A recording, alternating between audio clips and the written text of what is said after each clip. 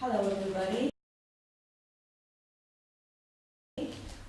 Today Marta Jakubek, a student of English at Poznan University, is going to tell you about the story of the events which took place in the most famous American prison, Alcatraz, which was closed down in 1963.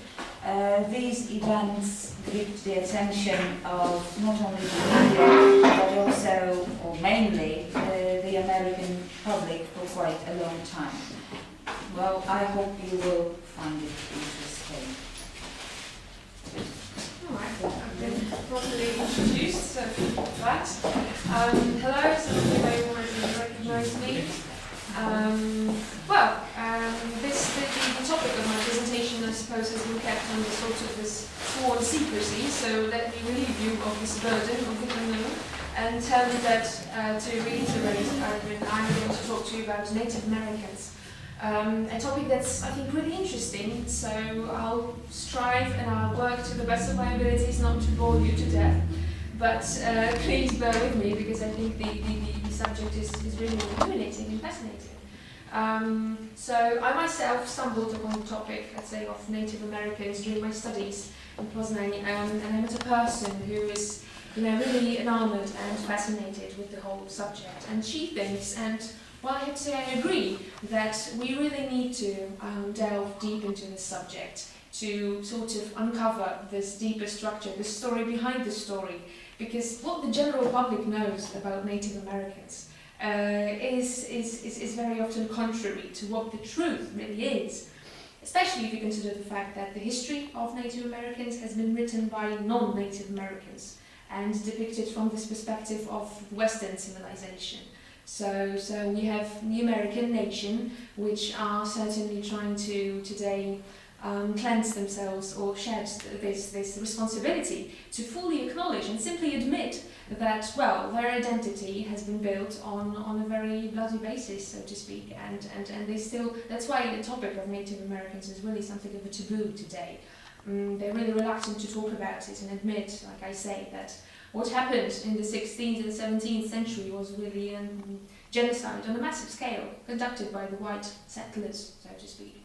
So my presentation here is just to make you sensitive to certain things, and just to make you aware that maybe we should be critical towards certain things that we are being fed with, so to speak.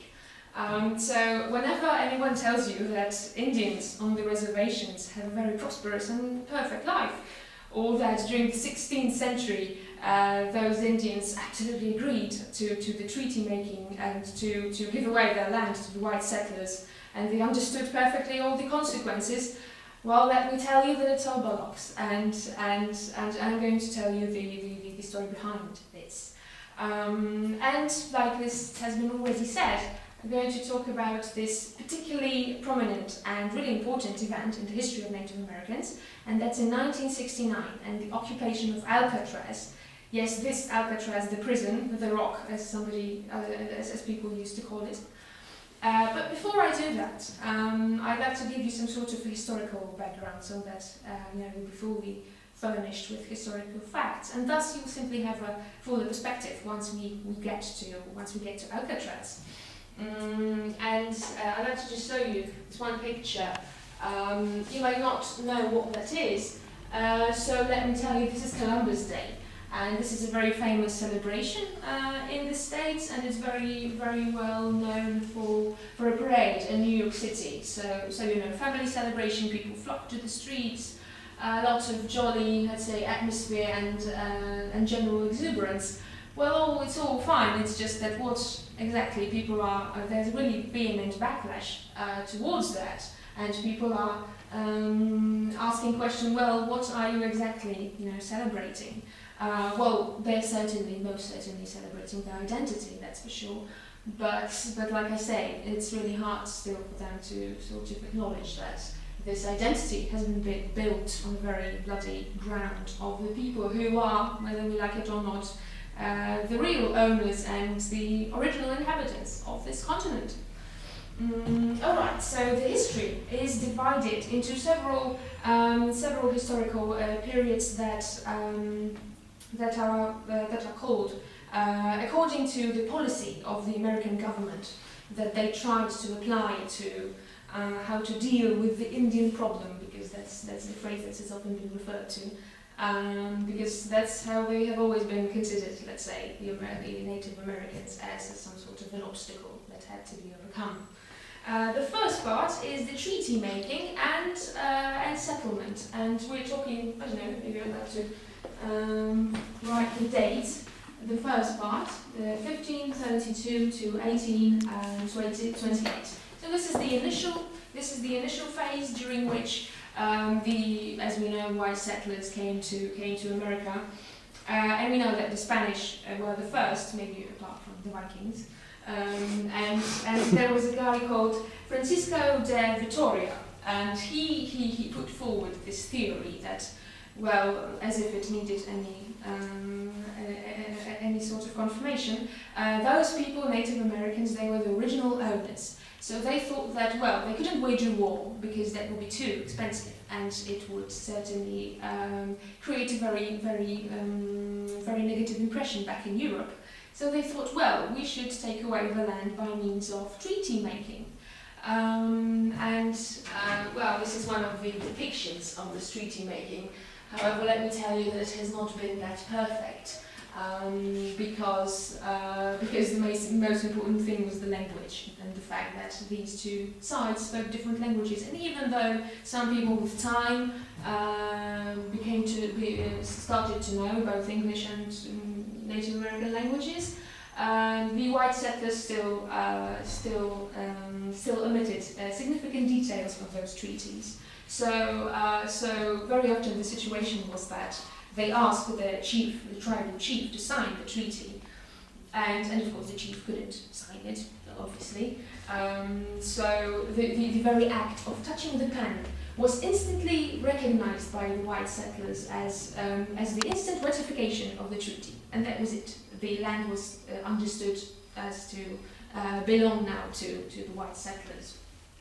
That's how it was. And once the United States of America was formally created in the 18th century, they too had to somehow deal with the Indians, and there was a Chief Justice called John Marshall, who, that's very important because he defined and oppressed them and somehow controlled them and their traditions.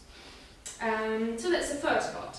The second one, removal and relocation, that's 1828 until 1897.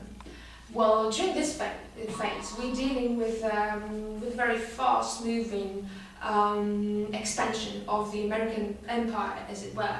They were, at the very beginning, they clung to this eastern part of the continent, and due to expansion, technological expansion, industrial expansion, they started to move to the west. It was actually President Thomas Jefferson who came up with the idea that, what should we do with the Indians? We should move them west so that they wouldn't be an obstacle anymore. So that's what they did. And in the year 1830, we have this Indian Removal Act. So there was a massive numbers of people moving from the territories of, for instance, Ohio or Mississippi valleys, and they were moved to the today's territory of Oklahoma. And the road that the Indians had to take is today known as the Trail of Tears, because of all the hardships and really terrible conditions that they had to sort of grapple with on the way to Oklahoma. I know the picture might not be very clear, but this is one of the photographs taken of this huge groups of people which had to move to Oklahoma, and obviously the government didn't help them in any way in the transportation.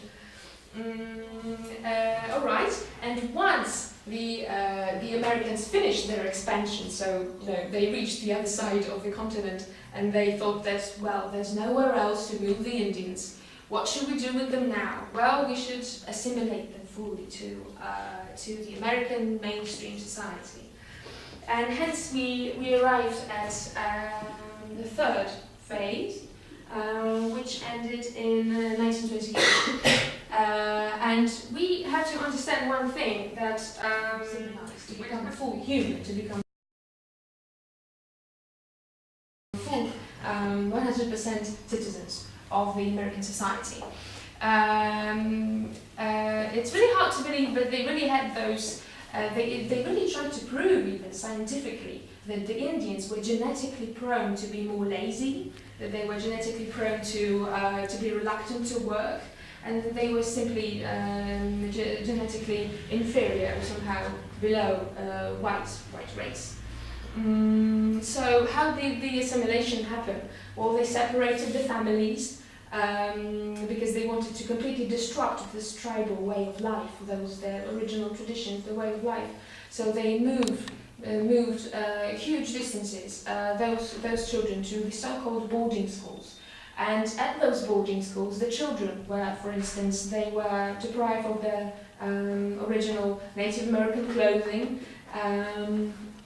They were given numbers, actually, and their original names were replaced with the Western names. So for instance, we had this name of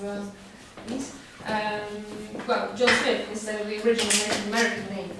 And of course, they were taught, they were presented with this Christian faith, which they had to adopt, obviously.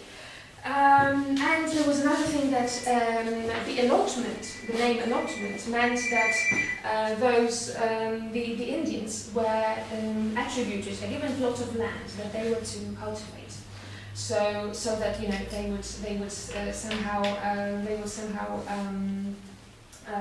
get to know this Christian way of life and learn how to grow plants. However, the thing is that the government really failed to provide them with enough amount of equipment and enough amount of help so that they would somehow succeed in that, because the Indians really genuinely didn't know how to do that, how to cultivate land. So in the end, because they failed and they couldn't deal with those huge amounts of land that they were given, they sold the land back to the government.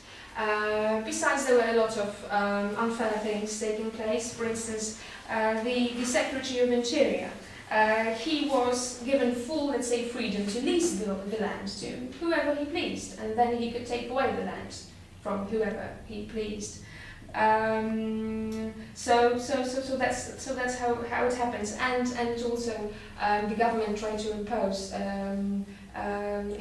let's say, power on criminal jurisdiction of the Native Americans, because they had their own traditions, let's say, of punishing people, and some of those methods that Native Americans employed and were completely normal to them, Americans deemed as savage, and that they should somehow control them by this criminal jurisdiction. So that's as far as assimilation is concerned. The next part is reorganization and self-government. 1829 to 1945. Here we have to mention President Franklin Delano Roosevelt, who actually thought that complete reorganization of the way that the Americans had to deal with the Native Americans, that complete reorganization